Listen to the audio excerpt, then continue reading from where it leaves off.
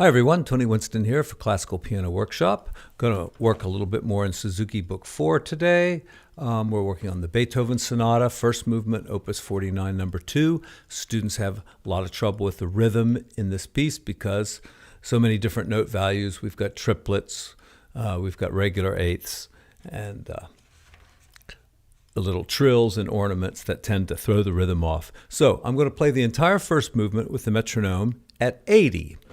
This is a pretty slow tempo, and that's 80 for quarter notes. The piece is in 2/2 time, but when you're going slowly, it helps to have the metronome clicking on 4 beats per hour measure rather than 2. All right, so here we go. I'll give a little count off. Metronome is set at 80. Play along with me. 1, 2, ready, go.